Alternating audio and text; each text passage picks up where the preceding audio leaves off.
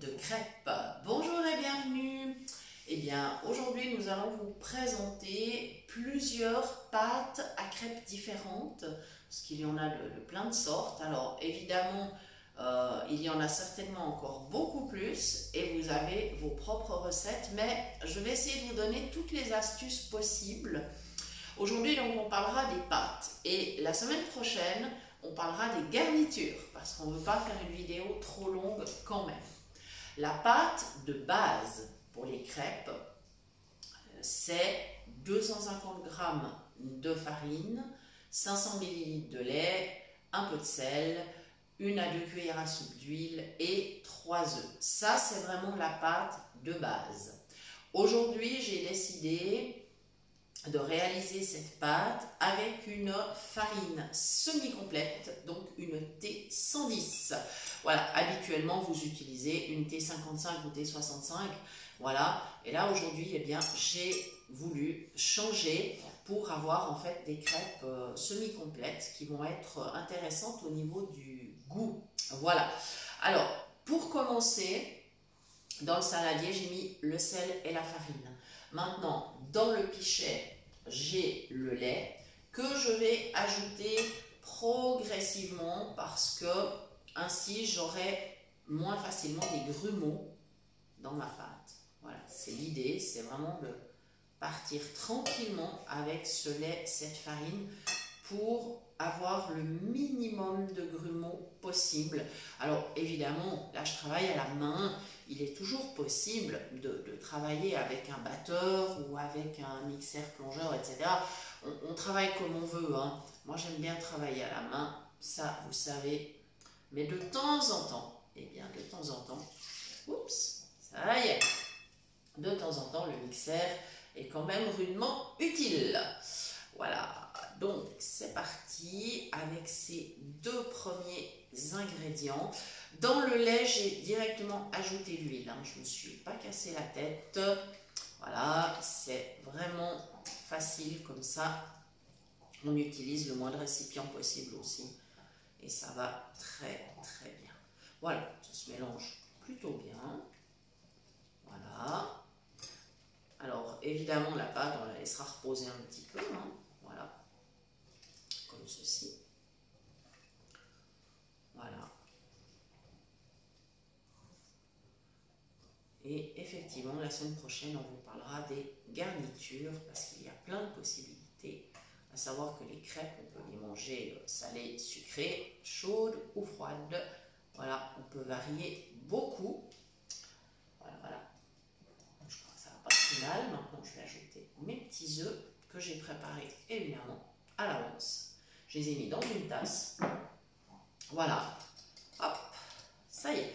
Alors maintenant, pendant que je termine de battre la pâte, voilà, je vais vous parler des différentes pâtes à crêpes possibles. Donc, la pâte classique, je viens de vous la donner. Je vous répète quand même les ingrédients.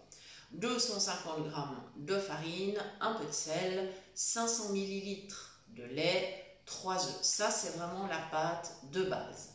Si vous voulez une crêpe sucrée, vous pouvez ajouter un petit peu de sucre dans votre pâte, mais pas beaucoup, environ 30 g, il ne faut vraiment pas exagérer. Nous avons, nous, une préférence pour les crêpes salées. Mais ça, après, c'est une affaire de goût. Voilà. Voilà, donc ça c'est la pâte de base avec soit de la farine donc classique T55, T65 ou ici farine semi-complète T110.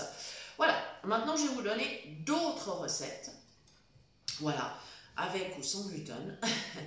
Donc, si vous voulez faire des petites galettes de sarrasin par exemple, qui sont donc sans gluten, les proportions varient un petit peu. Il faudra toujours 250 g de farine de sarrasin, donc cette fois-ci, qui est donc du blé noir, hein. Voilà, donc un blé qui ne contient pas de gluten. Du sel, voilà, ça ne change pas. Il faudra 200 ml d'eau tiède et 200 ml de lait. On met moitié-moitié et on en met un petit peu moins qu'avec la farine classique. Et 2 œufs. Voilà, donc les proportions varient un petit peu. Voilà, comme ça vous avez le temps de prendre des notes. Une autre pâte à crêpes sans gluten qui est absolument excellente, qui donne des très bons résultats, c'est 250 g de farine de riz, plus 500 ml de lait, toujours un petit peu de sel, un petit peu d'huile, et 6 œufs. Alors, je vous garantis que la première fois qu'on m'a donné cette recette et que je l'ai testée, j'étais assez surprise. Je me suis dit, mais non, 6 œufs, ça va pas du tout, c'est trop. Et en fait, non. C'est une pâte qui est vraiment fantastique. Donc, pour les personnes qui doivent manger sans gluten. Voilà. Maintenant, pour le petit déjeuner, peut-être certains d'entre vous aiment les pancakes. Alors, pancakes, c'est relativement facile. J'espère que je ne vais pas faire d'erreur, mais Jean-Noël a le texte sous les yeux, donc il va pouvoir intervenir si jamais, si je fais des boulettes. Donc, pour les pancakes, il nous faudra toujours 250 g de farine, plus 30 g de beurre, 30 g de sucre, la petite pincée de sel, et 30 centilitres de lait, 2 œufs et de la levure chimique, un sachet, hein, voilà. C'est juste? C'est ça. Oh, j'ai bien travaillé, j'ai bien appris ma leçon. Ben oui, parce qu'il y a certaines pâtes que je fais régulièrement, mais d'autres pas du tout, alors. Voilà. Ensuite, si on veut préparer par exemple des tacos, alors ça c'est quelque chose de plus épais, hein. Les tacos c'est plus épais, ainsi que par exemple les galettes kebab, ça aussi c'est plus épais. Alors évidemment, ce sont des pâtes où on varie simplement en fait sur le liquide. C'est ça en fait qui permet de varier la texture, c'est la quantité de liquide. Alors les tacos donc qui sont très épais, ça va donner donc 250 g de farine, toujours un peu de sel, un petit peu d'huile, et puis la recette dit 15 centilitres d'eau tiède. Bon, pour moi ça me paraît pas beaucoup, mais à essayer, hein. Ça j'ai pas tenté, je vous dis franchement, donc à essayer et voir, peut-être c'est une pâte qu'il faudra étendre avec le rouleau. Il est aussi possible, parce qu'il est possible si vous faites par exemple une pâte à pain ou à pizza, voilà, vous pouvez faire une petite boule, vous étalez avec votre rouleau à pâte et vous allez cuire dans votre poêle comme une crêpe. Alors attention, feu relativement doux, hein, faut pas y aller trop fort, mais ça vous donnera quelque chose de très épais, mais qui vous permet justement de faire une espèce de sandwich roulé en fait, voilà. Ensuite, il y a les galettes kebab. Alors là, vous allez prendre, alors bon, ils ont donné 500 g de farine, vous pouvez faire moins bien évidemment, hein. Mais quand même c'est des grandes galettes. Donc, 500 g de farine, le sel, un peu d'huile, et alors 250 ml d'eau tiède. Alors là aussi, je pense qu'on arrive sur une pâte quand même épaisse, et peut-être bien qu'il faudra l'étendre avec le rouleau, parce que ça risque d'être vraiment épais. Mais il faut bien ça, effectivement, parce que si on pense que dedans on met de la viande et de la sauce, ben, bien sûr que si vous faites une crêpe toute fine, ça ne tiendra pas. Voilà. Ensuite, il y a, alors moi ce que j'aime faire aussi, c'est les wraps. Et au niveau des wraps, c'est très simple.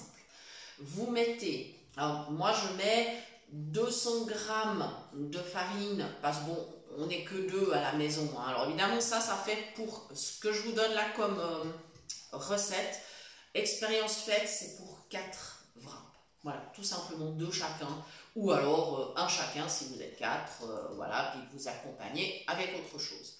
Alors, moi je mets 200 g de farine, je mets 8 centilitres d'huile, et ensuite j'ajoute de l'eau tiède, la petite pincée de sel toujours, de l'eau tiède, jusqu'à ce que ma pâte ait la fluidité voulue pour pouvoir faire mes petits wraps.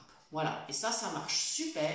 C'est vraiment, vraiment, vraiment une pâte qui est excellente. Voilà.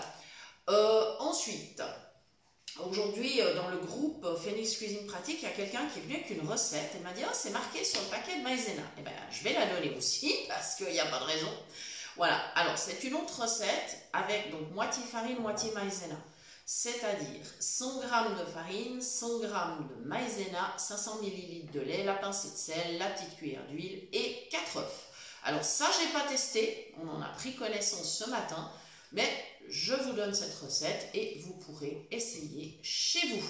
Voilà, donc ça c'était pour toutes ces pâtes. Je vous parle quand même brièvement de la cuisson. Nous en avions parlé dans la recette des wraps. Alors, vous pouvez utiliser soit une petite crêpière anti-adhésive évidemment, ou votre poêle anti-adhésive. Ça, c'est vraiment à vous de voir. Je dirais que si le diamètre n'est pas trop grand, c'est-à-dire si vous êtes autour de 24 cm, ce sera beaucoup plus facile à tourner.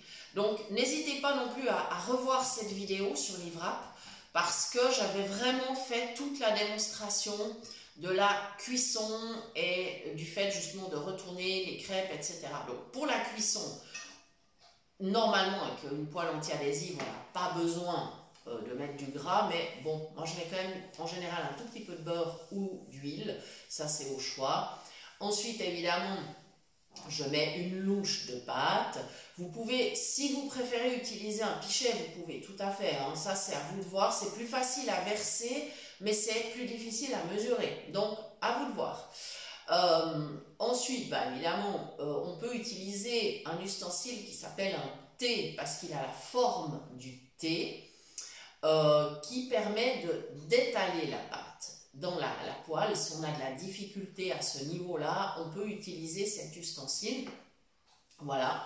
Et on va laisser cuire doucement la première face. Quand ça se décolle, eh bien, on va tourner et cuire la deuxième face. Et à ce moment-là, on pourra éventuellement déjà garnir ou le faire plus tard. Mais ça, on va en discuter la semaine prochaine. Voilà, j'espère qu'on a vraiment fait le tour avec ces pâtes à crêpes. Si vous avez des recettes de votre côté, n'hésitez pas à nous les partager en commentaire. Et puis, je vous rappelle que si vous souhaitez venir papoter cuisine avec nous, eh bien, vous pouvez nous rejoindre dans le groupe WhatsApp Phoenix Cuisine Pratique. Et l'ambiance est super sympa. Donc, n'hésitez pas à nous contacter si vous voulez nous rejoindre dans ce groupe. Merci de nous avoir suivis. À la semaine prochaine pour les garnitures et à très bientôt pour de nouvelles idées cuisine.